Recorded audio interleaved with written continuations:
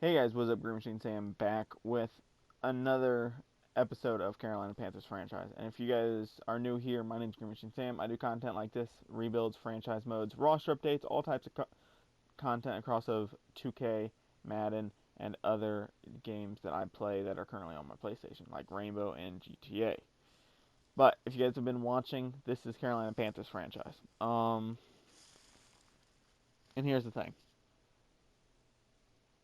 I very much enjoyed this series. It was very fun. We had our ups and downs. I got pissy sometimes. All this and that. But here's the thing. I recorded season 3 when I was on my little bit of a break there for the month. I just didn't upload. I just didn't have a whole ton of time to play. And when I did play, and then I just got off and didn't really worry about editing or anything like that. But when I went back and started looking at the footage and started trying to piece stuff together for some videos, I was missing probably about half the content. Either corrupted or audio or just really anything was just gone. I didn't have really anything to work with, so here's what I'm doing. I'm shutting down Panthers franchise, and I'm going to do a little bit of a recap in this video real quick for anybody. And we're just going to go over some stuff.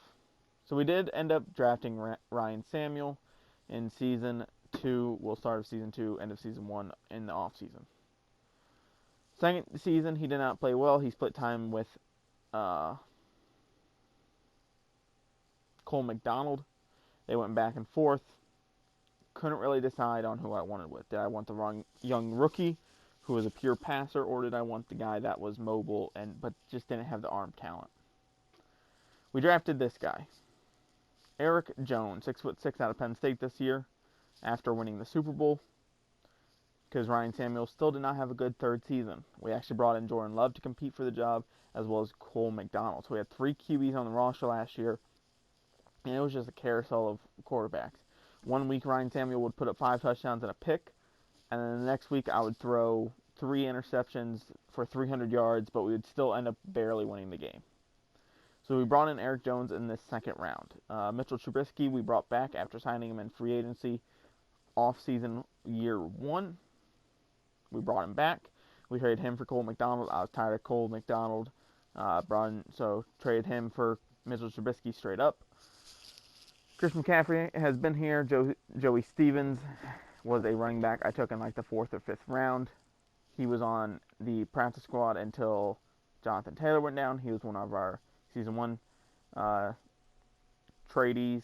We did end up picking up this receiver that got up to a 70. We moved him to halfback as I needed a third running back because I think Taysom Hill and Jonathan Taylor were out for a week and I needed a second running back, so we brought in Joey Stevens and Jonathan Matthews.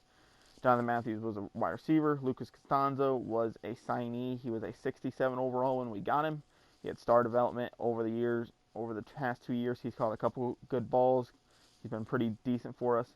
DJ Moore up to 93. Paris Campbell was part of the Colts trade to get Quentin Nelson, Jonathan Taylor, and Paris Campbell. He's been an absolute beast for us in the slot. He's playing some outside now that we do not have a pure number 2. N'Keal Harry was part of the Julio Jones trade to free up cap space to bring guys back. Kramer was another guy that we drafted this year. We drafted him late in the second round. Merrick is also another guy we drafted. And Glenshee was one of our big key off-season signings after getting blown out in Season 2's playoffs by the Giants. Saquon Barkley ran all over us. Quentin Nelson, of course, he was the big trade in Season 1. Roman Morris and Travis Middleton were guys that we brought in at the same time, and they've both been pretty good. Roman Morris has had some injury issues. That's why John Jalapio is here. Now you may be saying he's, 32? He's played absolutely phenomenal for us when he has been in. Dennis Daly, after being on the team for 3 seasons, we traded him away for assets. He's now back on a $550K contract after having Dan Feeney as our backup. Elijah Wilkinson has been here since Season 2, I think, as our backup tackle for both sides. We're only rocking with 3 backup O-linemen. Irv Smith he was a guy I actually traded for to be my number 2 tight end for a while. But O.J. Howard got hurt.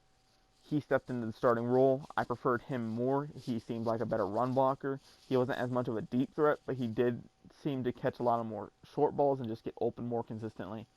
KJ McBath is another guy that we drafted a year ago out of Bama. He was absolutely phenomenal. I was actually thinking about throwing him in the starting role over Irv Smith, trading Irv Smith after we picked Merrick, and just letting these two rock together. But I did not end up doing that, and so Yatir Gross-Matos has been great, but injuries have plagued him a little bit, which is why Rashawn Gary is playing so well. Whenever Rashawn Gary was in, he was dominant, to say the least. He played, I think, a grand total of like 7 games last year where he like started, not just like, oh, he came in for a play and then, got sent back to the bench or whatever. In the 7 games he played, I think he had like 9 sacks. 2 were user controlled, so he had about a sack a game. Zach Bond was a guy we traded for in Season 1 when he hit the trade block. He was a 69 overall outside backer that could rush the passer, but also had a decent pass coverage rating at like 68. So Quinnen Williams was our big free agency, our big trade this year. Kai Benford, Weber were our 2 draftees. Benford was last year, Weber was this year. Weber was our first round pick. Derek Brown has been absolutely phenomenal. Not quite the pass rusher we wanted, but hey, Brian Burns has been an athletic freak. Shaquille Griffin, he came in and rocked the playoffs last year after I think somebody went down. Somebody went down somewhere, so I had to move guys around. I think Gary ended up playing D tackle, and Griffin ended up sliding over to that left end spot and taking over. So he was brought back. Gary was signed by a different team, but we ended up trading for him. Witherspoon was a draft night trade, so we ended up getting him in a draft night trade. Dante Jackson, J.C. Jackson, Quincy Wilson, Deontay Brown, who was a draftee last year, our first-round pick last year, Deontay Brown. He played absolutely phenomenal. This last game, I was actually going to use gameplay, decided not to. He actually had like a 103-yard pick six, so Isaiah Simmons was our Season 3 big trade. He was awesome. After not being paired with Jamal Adams, he's fucking bursted onto the scene. I don't know what it was, but him and Jamal Adams did not get along. After we moved CGJ back to safety and got rid of Jamal Adams, had to let him walk, Isaiah Simmons has burst onto the scene. Terrell Burgess was a good trade on the trade block. Khaleke Hudson was a linebacker. We moved him to safety. Enrique Floyd was like a second or third round pick. I don't quite remember. I can check. Let's check here. Awards. Oh, pick 28. Yeah, I think I traded up to get him because we didn't have a great safety at the time, and I wasn't quite sure what I was gonna do. I don't remember exactly why I took him, but hey, Jalen Thompson was a signee and free agents. Brought in Justin Tucker as another trade in Season 1. Scott Dempsey as our punter. He's been pretty good. He was like a 7th round pick. So that's really it, but this team has been absolutely phenomenal. And I guess I should go over to the linebackers too. Jerome Baker, another year 1 guy that we brought in. Shaquille Griffin, another guy we brought in. Keem Davis Gaither is a recent signee. Gerard Davis is another signee recently. Zach Bond, Keem Griffin have been here since Season 1. Amir Baptiste, he was our 2nd round pick last year out of Oklahoma. We did have a couple picks up in the 1st and the 2nd round. John Childress was actually picked this year. We did have, who's the dude on the Cowboys? Leighton Vander Esch. We signed him. He was our second only like huge free agent signing, next to Mike McGlinchey. Reason why we got rid of him was because I did not want to pay him the money anymore.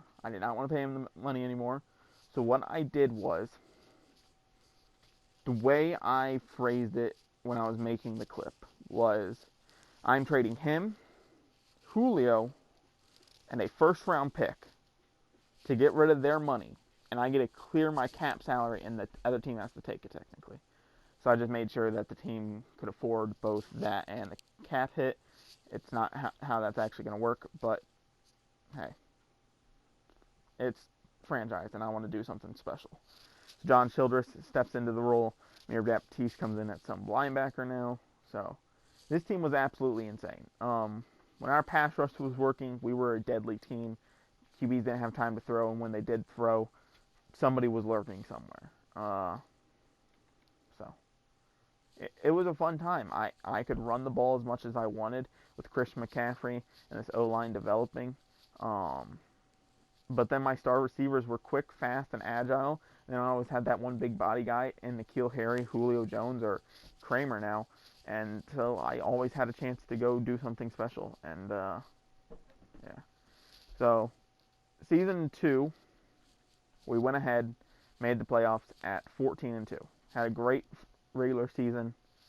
Got blown out by the Giants. Got into a shootout, which is not what you want to do. And lost. Season 2, free agency comes around. Don't have a whole ton of money. Have to re-sign certain guys. Had to let guys walk.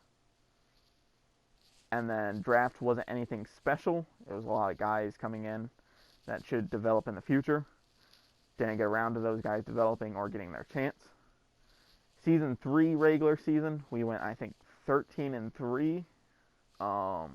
Should have lost, actually, one game. We actually got bailed out on a pretty decent play. But then made the playoffs as the number 1 seed. Beat the Saints by like 3 points. It was like a 38-35 game. Only reason we won was because Deontay Brown came up with the clutchest pick ever against Michael Thomas. And then we went down and kicked a game-winning field goal. I think in overtime as well. Next week, we blow out whichever team we faced then, which would have been the NFC Championship, I'm pretty sure. And then we went to the Super Bowl, and I basically game planned. I for like an hour, I went into subs, and I game planned against Lamar Jackson. What the fuck are my dogs doing? And I put together a set of formations to basically slow down Lamar Jackson running the ball. I put Griffin out there. I put Brian Burns out there. I put Rashawn Gary out there. Derek Brown basically did not see the field. I put basically as many speed guys as I could.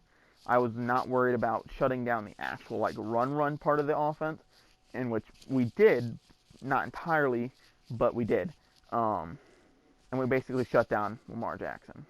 There was always a guy spying him. I was shading to sides where the running back was, so that if there was a QB read option, there was 2 guys there. He had to make a decision. Do I give the ball and try to get a yard there, or do I try to make one guy miss?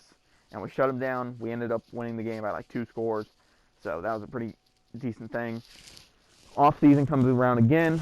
You just saw the draftees that I took. But then money was completely a problem. Julio was taking up a lot of money. He was a big trade in season 3's first couple weeks. I needed a third guy to go up and get the ball because Lucas Sanzo, I did not feel like was the guy yet.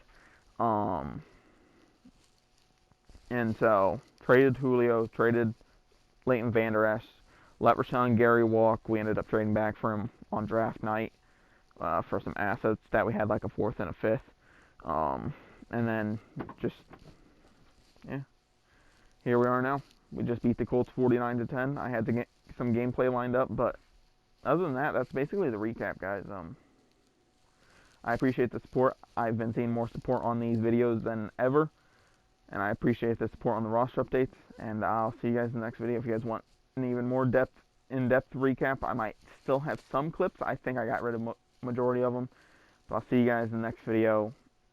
I don't know if I'm going to do another franchise this year. I kind of want to, but, you know, can I? Is really the big question. See you guys in the next video. I'm out. Peace.